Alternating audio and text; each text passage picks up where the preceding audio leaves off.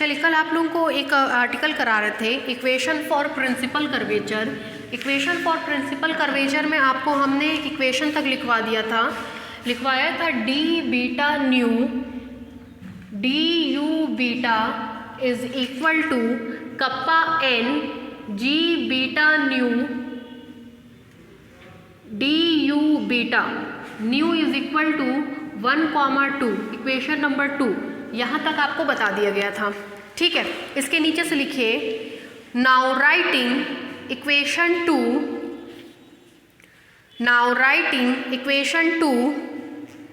Separately for gamma is equal to 1,2। Now writing equation 2 separately for gamma is equal to 1,2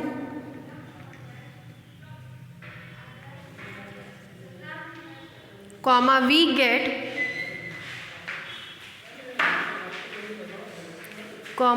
get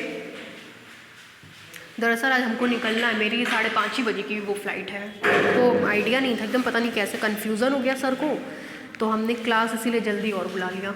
ठीक है, हाँ sir पढ़ाएंगे, OR पढ़ाएंगे 1 घंटा 3 से 4। ठीक है,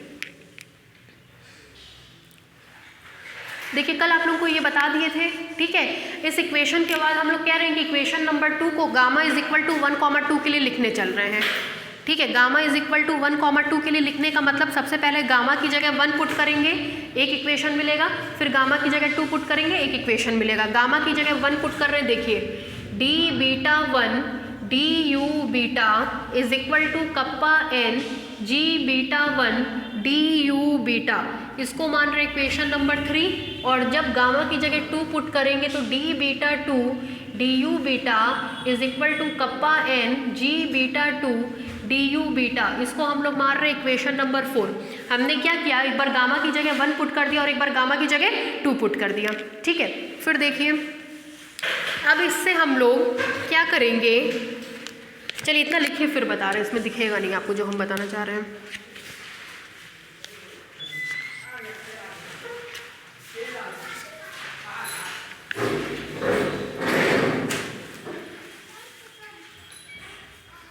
काजल को बता दी थी क्लास है,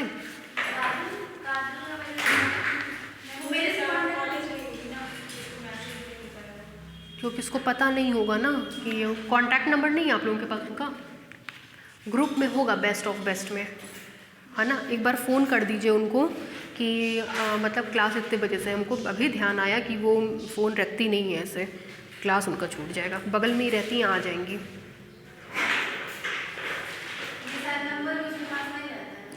इन्फॉर्म हो जाएगा ना घर पे, एटलीस्ट ये है।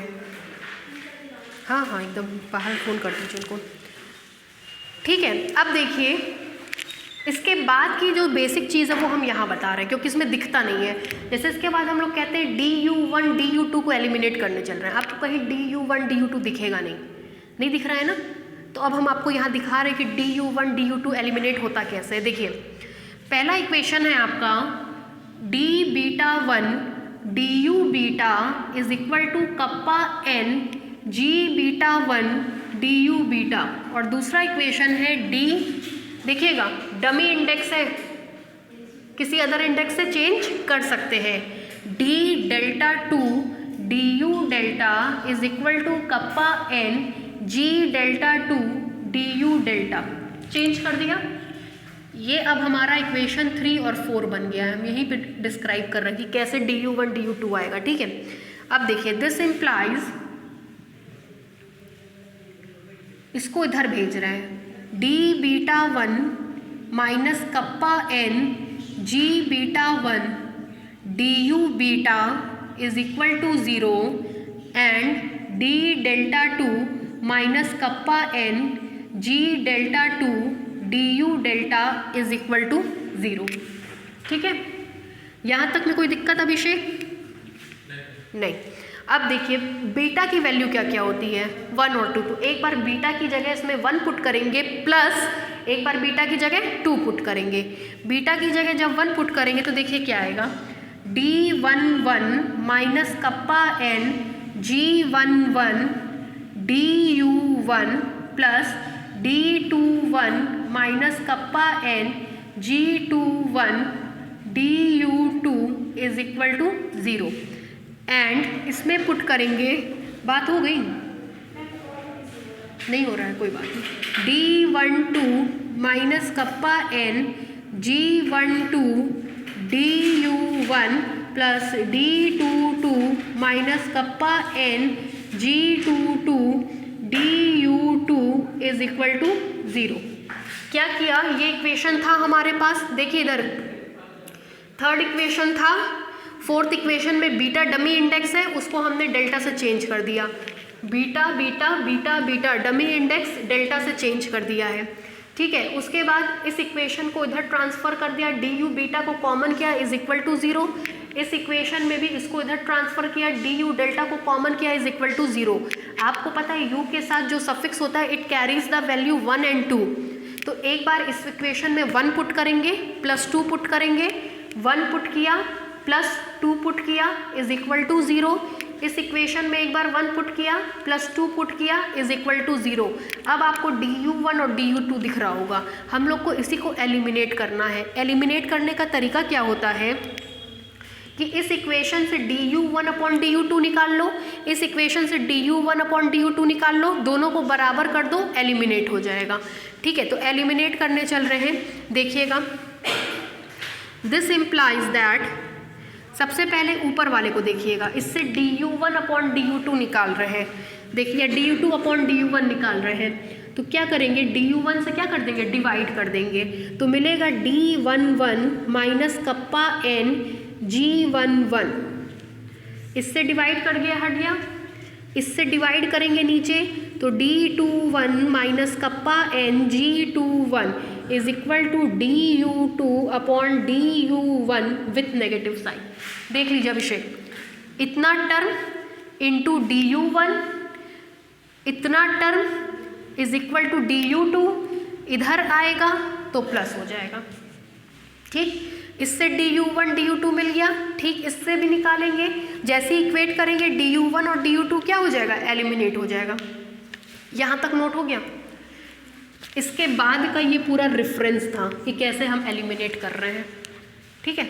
लिखिए, इसके नीचे से लिखिए, फोर्थ के नीचे से, eliminating du1 and du2, eliminating du1 and du2 from equation 3 and 4, from equation 3 and 4, comma we get,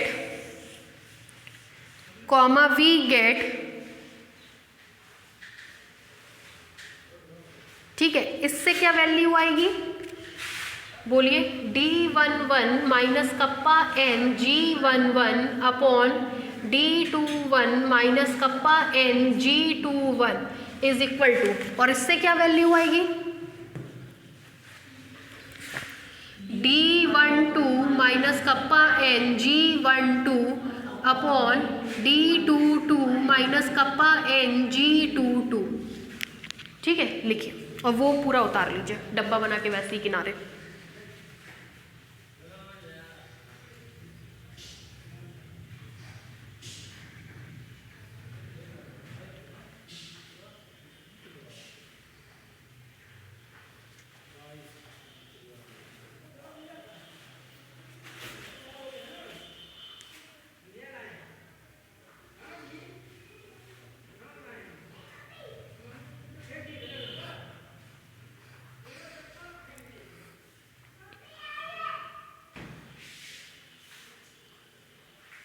ये उसका रेफरेंस है, एक्चुअली में ये बुक में नहीं है, हमने क्या कहा, ये आर्टिकल बहुत इंपॉर्टेंट लेकिन बुक में कुछ है नहीं, बुक में डायरेक्टली लिखा है, तो ये बच्चों को समझ में ही नहीं आता हो क्या रहा है, इसीलिए बच्चे पढ़ करके जाते नहीं है ये, और यही नंबर कटने का, नंबर कमाने का रीज़न है, क्योंकि भाई जो टेक्निकल पार्ट है उससे कुछ तो क्वेश्चन आएंगे ही ना। अब डीजी के जो लास्ट के चैप्टर्स हैं, कर्व इन स्पेस के बाद सब टेक्निकल हैं, तो उसका ये मतलब थोड़ी ना कि क्वेश्चन आएगा नहीं, क्वेश्चन तो आएगा ही आएगा, करना आपको है ही, और नहीं करेंगे तो फिर नंबर नहीं मिलेगा। तो यही सब टेक्निकल पार्ट्स हैं जो बुक में नहीं दिए हैं, और इसी की कमी के कारण बच्चे पढ़ नहीं पाते हैं, उनको टफ लगता है। आज मेरे पास पता नहीं कौन से एक बच्चे का फ़ोन आया, कह रहा है मैम हम आपका वो मेट्रिक स्पेस और इसका वीडियोस चाहते थे, यूट्यूब से पता चला है। अच्छा ठीक है, तो मैम कैसे होगा कि भाई पेएबल है, हम क्या कि 7000 में है, हाँ मैम हम अभी आपको डिपॉजिट कर रहे हैं, हमको भेज दीजिए। मतलब इतना लोग परेशान है, हम आपको ये बता रहे हैं। हमने तो अमाउंट इसलिए बता दिया इतना कि भाई सामने वाला बंदा मना कर देगा, अपने मुंह से हम क्या मना करें, लेकिन तैयार बैठे हैं सब, बस मिल जाए मटेरियल। ये हाल हो रखा है इस समय।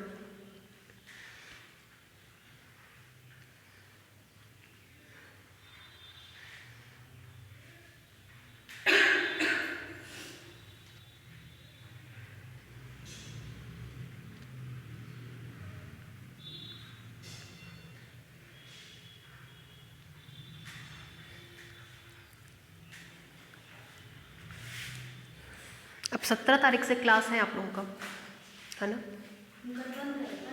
कल परसों नरसों तीनों दिन बंद है, इसीलिए हम इधर में एक्स्ट्रा पढ़वा दिया आप लोगों को, एक एक एक एक 2-2 घंटा, कि आपका वो मैनेज हो जाए।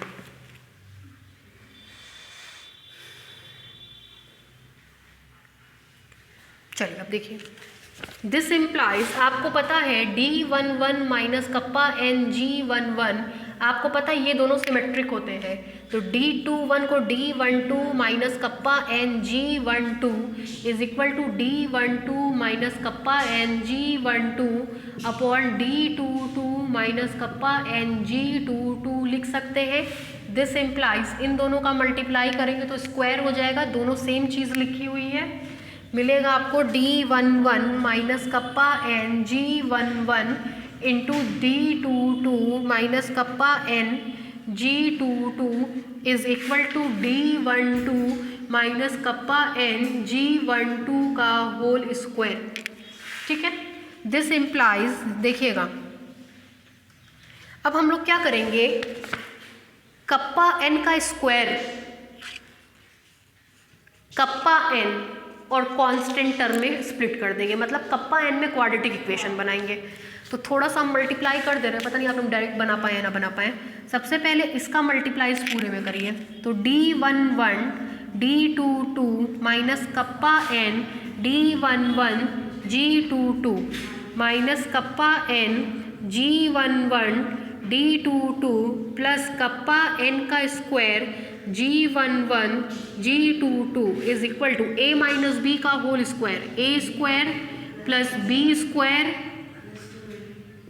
Minus 2 kappa n G12 D12। ठीक है, अब कप्पा n में क्वाड्रेटिक इक्वेशन बनाइए। दिस इम्प्लाइज कप्पा n का स्क्वायर, कप्पा n का स्क्वायर टर्म्स को छाटिए, मिलेगा G11 G22 माइनस G12 का स्क्वायर, ठीक, प्लस कप्पा n का कोफिशिएंट्स को छाटिए, कप्पा n का कोफिशिएंट ये इधर आएगा, या माइनस कर दीजिए, देखने में सुंदर नहीं लगेगा, माइनस कप्पा n कर देंगे तो मिलेगा D11 G22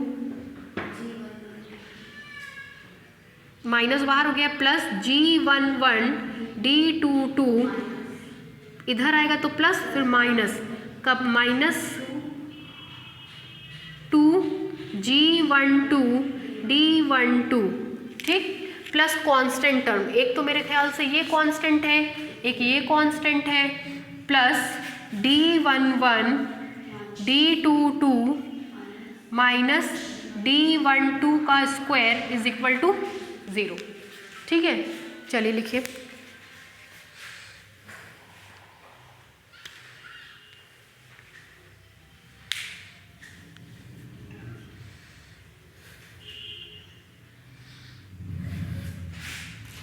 अंदर जाओ, यहाँ भैया लोग पढ़ रहे हैं, फ़ोन आ रहा था तो पहले ही बता देते हैं।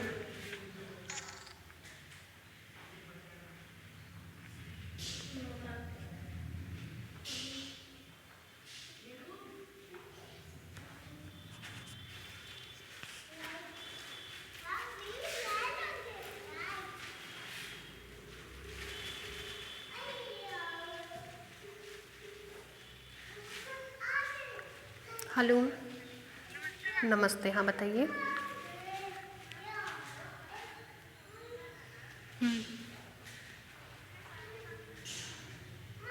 नहीं तो उसके लिए अमाउंट लगेगा, तब आपको पूरा नोट्स मिल पाएगा, पहले का 1500 कर दीजिए। हाँ हाँ हाँ,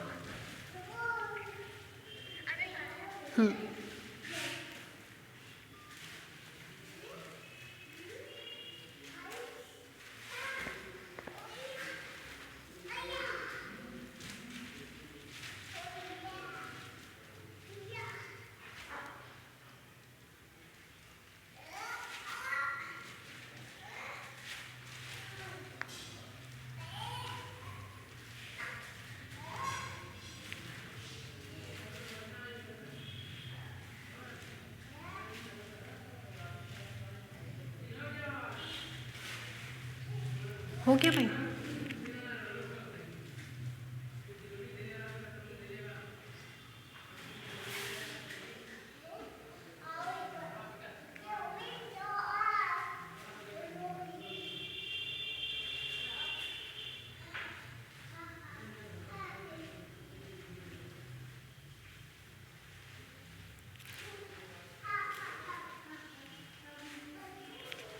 अभी आपके सर गेट का एग्ज़ाम देने गए थे आज, तो आप लोगों को गेट कर देने का मन हो, आइडिया लेना, तो सर से ले लीजिएगा।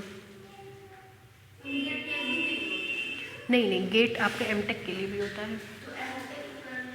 मतलब किसी भी भाई एमएससी से ज़्यादा लोग एमटेक प्रीफर करते हैं।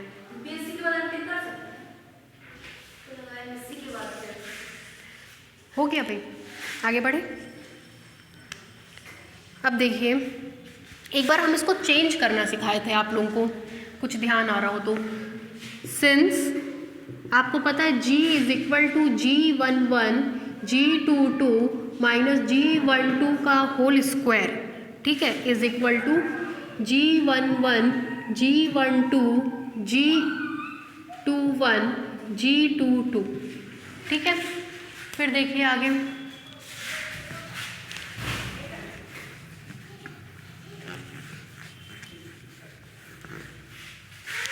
इसके बाद D के लिए लिखेंगे and D is equal to, तो D का भी यही होता है D11 D12 D21 D22, बताए थे। फिर देखिए दिस इम्प्लाइज, अब हम लोग लिख सकते हैं G11 G22 माइनस G12 के स्क्वायर की जगह G, तो मिलेगा कप्पा n का स्क्वायर इंटू G, ठीक है अभिषेक। उसके बाद इसमें इसकी जगह D11 ये होता है D11 D22 माइनस D12 का स्क्वायर, इसकी जगह क्या लिख सकते हैं D, ठीक है। बचा ये, इसको हम कैसे ट्रांसफॉर्म कर रहे हैं जरा देखिएगा। माइनस कप्पा n, कुछ याद आ रहा हो तो G11 की जगह लिखते थे G into G22, Gij is equal to cofactor of Gij in G upon G के फॉर्मूले से, तो इसकी जगह हम लोग लिख सकते हैं G22, इसकी जगह G22 D22 प्लस इसकी जगह लिख सकते हैं G11 D11, और इसकी जगह लिख सकते हैं, ये माइनस ठीक लगा है यहाँ पे, जरा चेक कर लीजिएगा एक बार।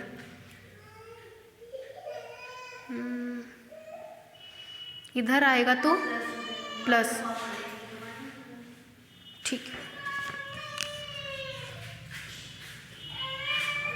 ठीक है, माइनस, उसके बाद आएगा 2, देखिएगा इसकी जगह G12 D12 प्लस इसकी जगह D इज इक्वल टू 0, या कहिए तो मेंशन कर दें since Gij is equal to cofactor of Gij upon G, ठीक है। This implies that G into kappa n का स्क्वायर माइनस G कॉमन हो गया, बचेगा G11 D11 G22 D22, देखिए भाई ये प्लस हो जाता था, क्यों? डिटर्मिनेंट में प्लस माइनस माइनस प्लस, को फैक्टर निकालते थे तो इसका को फैक्टर क्या आता था, माइनस में ही तो आता था, है ना, याद है? ये पीछे पेज पर हटवाएं, ठीक है। फिर देखिए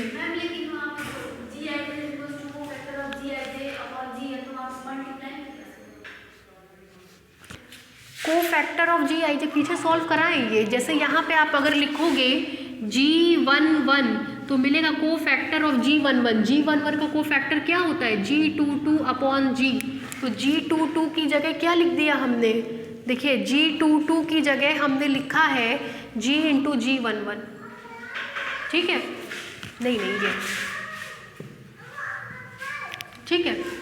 फिर देखिए इसको हम लोग लिख सकते हैं, ये जो आपका आएगा G12 D12 plus G21 D21 plus D is equal to 0। ठीक है, क्लियर है? This implies G kappa n का स्क्वायर माइनस G, इसकी जगह आइंस्टाइन समेशन कन्वेंशन यूज करेंगे। G alpha beta D alpha beta, kappa n छूट गया यहाँ पे, kappa n plus D is equal to 0। G से डिवाइड कर दीजिए, कप्पा n का square minus G alpha beta D alpha beta kappa n plus D upon G is equal to, quadratic equation है किसमें? कप्पा n में, kappa n में है ना। कप्पा n में कैसा इक्वेशन है? क्वाड्रेटिक। तो इसके कितने रूट्स होंगे? 2। एक कप्पा n1 होगा और दूसरा कप्पा n2। उतारिए इतना।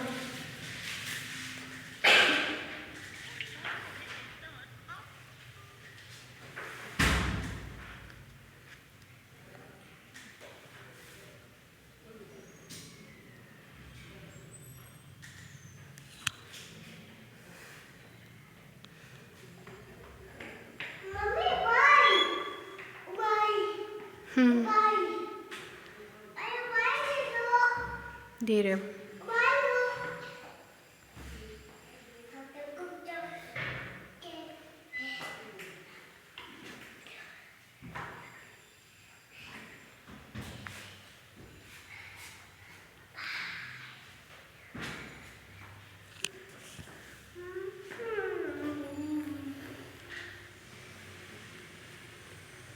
कोई फोन आए तो दे देना।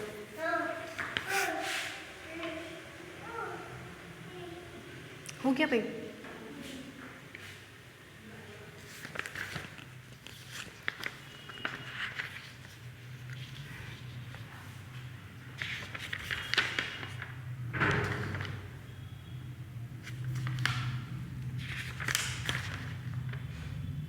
कोर्स आपका मुश्किल से 10 दिन का और है। हम कह रहे हैं हम तो अप्रैल, जैसे मार्च आपको बताए थे एक पेपर पहले होगा, बाकी वो सब आपका होली के बाद होगा। अगर मान लीजिए ऐसा कुछ होता भी है तो आपको तो अच्छा है ना, टाइम मिल गया। हम क्यों आपको झेलाएं जब हम कोर्स कंप्लीट कर सकते हैं। उस स्थिति में तो हम चाहें तो 1-1 घंटा पढ़वाएं, हम भी छुट्टी कर दें, आराम से खींचें, तो उससे आपका तो कोई फ़ायदा नहीं होगा, मेरा भले ही हो सकता है कि हाँ 1 महीने की फ़ीस और आप दें, क्या मतलब है। लेकिन तैयारी रख के चलिए अपनी, है ना, कुछ नहीं कह सकते क्योंकि ये लोग मार्च का में एग्ज़ाम जो है MSc का ले रहे हैं, MSc का एग्ज़ाम मार्च में ले रहे हैं। तो अगर इलेक्शन हुआ तो ऐसा ना हो कि कर सकें, तो अपनी तैयारी अपने खुद रखिए।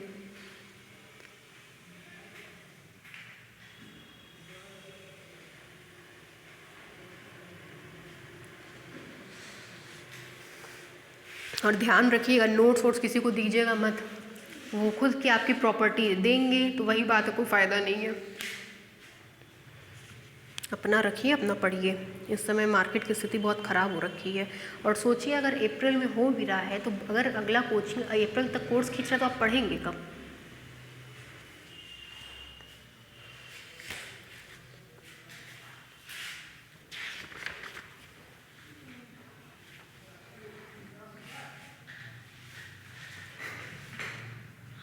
हो गया भाई? हो गया अभिषेक?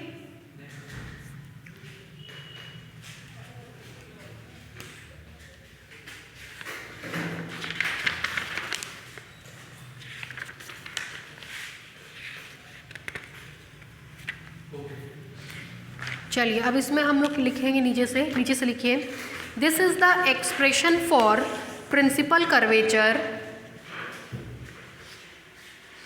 This is the expression for principal curvature, this is the expression for principal curvature, full stop. The above equation is second degree in kappa n. The above equation is second degree in kappa n. The above equation is second degree in kappa n, full stop. Therefore we have two roots. Therefore we have two roots, kappa n1 and kappa n2. kappa n1 लिख लेंगे, two roots kappa n1 and kappa n2. then आपको पता है sum of roots का मतलब kappa n1 plus kappa n2. Sum of roots is equal to minus B upon A, minus minus मिल करके plus G alpha beta D alpha beta upon 1 करेंगे तो same चीज, and product of roots kappa n1 into kappa n2 alpha into beta is equal to C upon A. ठीक है, बहुत important है, लिख लीजिए.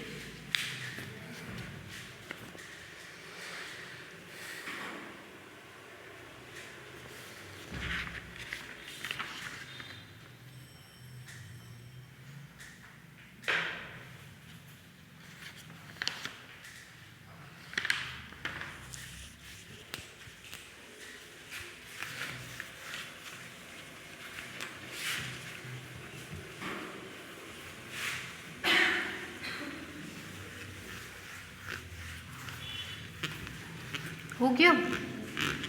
सम इम्पॉर्टेंट डेफिनेशंस, हेडलाइन डालिए सम इम्पॉर्टेंट डेफिनेशंस. पहली हेडलाइन मीन कर्वेचर. पहली हेडलाइन मीन कर्वेचर. मीन क्या होता है? अगर हमारे पास दो नॉर्मल कर्वेचर है कप्पा n1 और कप्पा n2 तो दोनों का मीन क्या होगा? Very good, kappa n1 plus kappa n2 by 2. दोनों को जोड़ करके किससे डिवाइड करेंगे? 2 से डिवाइड करेंगे. लिखिए मीन कर्वेचर में लिखिए the arithmetic mean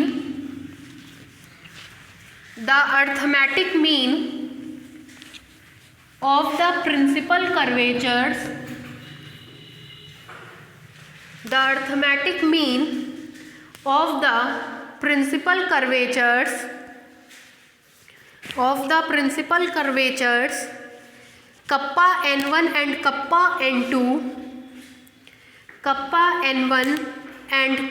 n2 at a point is called mean curvature. At a point is called mean curvature. Full stop. It is denoted by capital M. It is denoted by capital M. नीचे से लिखिए that is M is equal to half kappa n1 plus kappa n2. This implies that M is equal to, जब black board पे देखें, kappa n1 plus kappa n2 की value हमारे पास है, half करेंगे तो half G alpha beta D alpha beta. ये हमारा मीन कर्वेचर होता है. ठीक है, उतारिए. डी अल्फा बीटा निकालना सिखाए हैं ना, जी अल्फा बीटा निकालना सिखाए हैं पहले. दोनों को निकालने के बाद तब आपका ये फॉर्मूला बनेगा.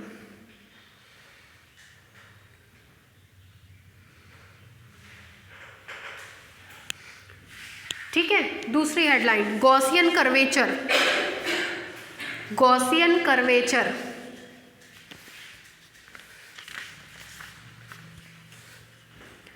गॉसियन कर्वेचर जो प्रिंसिपल कर्वेचर्स आप देख रहे हैं कप्पा n1 और कप्पा n2, उसका जो प्रोडक्ट होता है उसको गॉसियन कर्वेचर कहते हैं. दोनों का प्रोडक्ट ले लेंगे तो क्या मिलेगा? Gaussian curvature. लिखिए the product of principal curvature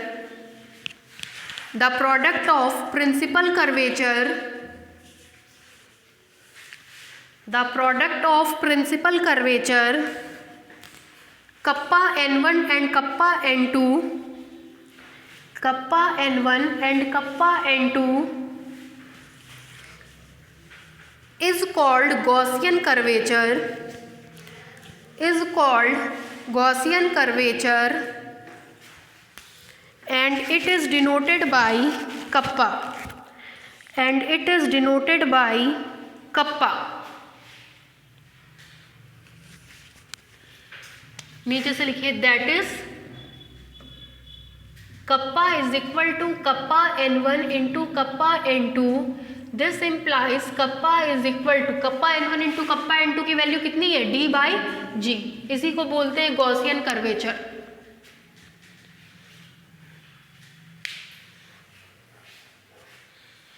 हो गया। तीसरी हेडलाइन मिनिमल सरफेस,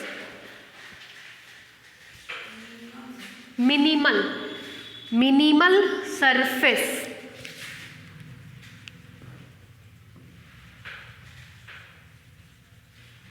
मिनिमल का मतलब होता है either the condition of maximum और minimum.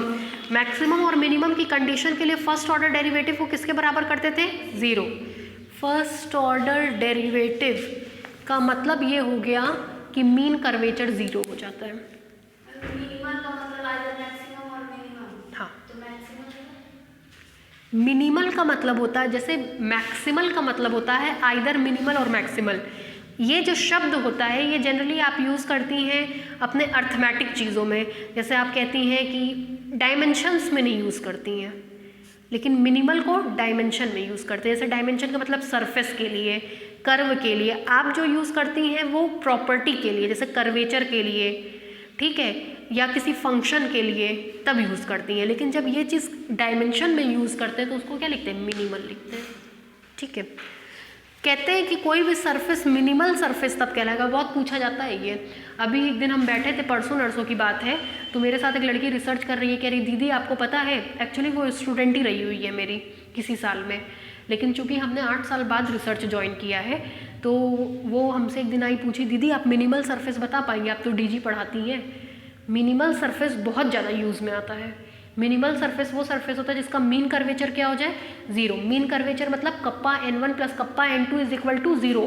Kappa n1 kappa n2 क्या है? नॉर्मल कर्वेचर 2 पार्ट में डिवाइड होता है, उसको हम लोग कप्पा n1 और कप्पा n2 कहते हैं, मतलब इसको प्रिंसिपल कर्वेचर कहते हैं। ठीक है, लिखिए मिनिमल सरफेस में if the mean curvature of the surface, if the mean curvature of the surface, if the mean curvature of the surface is zero at all the points, is zero at all the points, then the surface is called, then the surface is called minimal surface, then the surface is called minimal surface, then the surface is called minimal surface। नीचे से लिखिए therefore the surface is minimal, therefore the surface is minimal IFF if m is equal to 0, IFF if m is equal to 0। m को 0 करने का मतलब kappa n1 plus kappa n2 is equal to 0। इसका मतलब G alpha beta D alpha beta is equal to 0।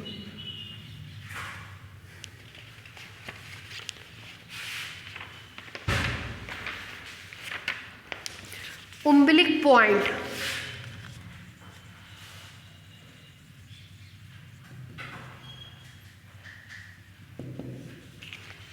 Umbilic point ये भी बहुत important है, कुछ भी रखा जाता है। दरअसल जो डीजी का फॉर्मेशन है, जैसे डीजी का अगर आप गोरखपुर में ढंग का टीचर देखने चलेंगे ना, कोई नहीं है। हमको याद है एक बहुत बूढ़े से सर हुआ करते थे, BN प्रसाद सर। आप ऐसे समझ लीजिए पूरे गोरखपुर में वो एक अकेले डीजी के टीचर थे, सेंट एंड्रयूज़ के थे। और मतलब हम जब उनसे मुलाकात किए तो हम अपने एकेडमिक लाइफ में किए, तब तो उनकी डेथ हो चुकी, अपने एकेडमिक लाइफ में किए थे, मतलब आज से 10-11 साल पहले। तब भी उनकी आवाज़ क्लियर नहीं होती थी और खूब कड़क पर्सनालिटी के, मतलब बुढ़ापे में भी उनकी बोली में एकदम करछायापन रहता था और दांत सब टूटे हुए आगे से। मेरी उनसे पहली और आखिरी मुलाकात वही थी।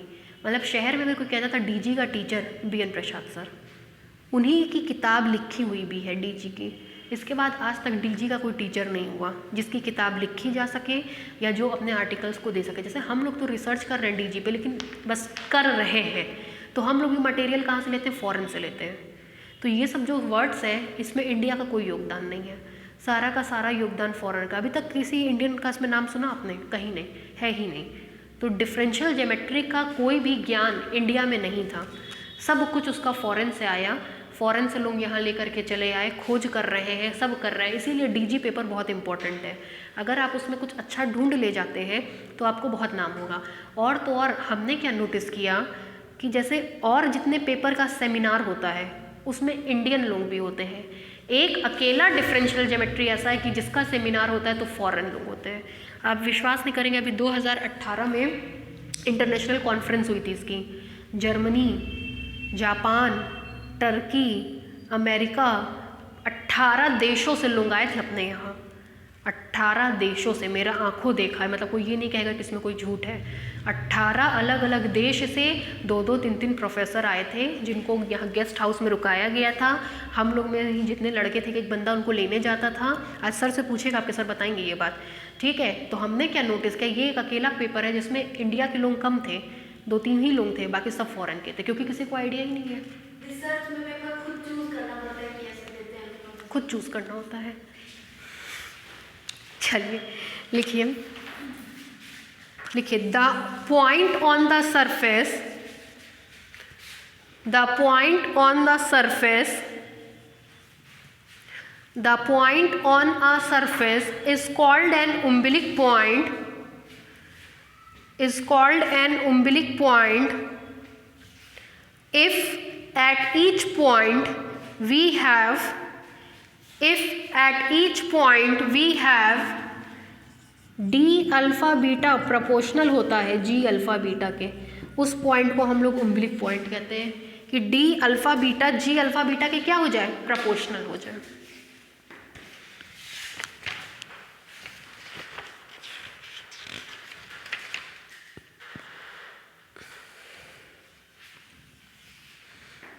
चलिए लिखिए क्वेश्चन,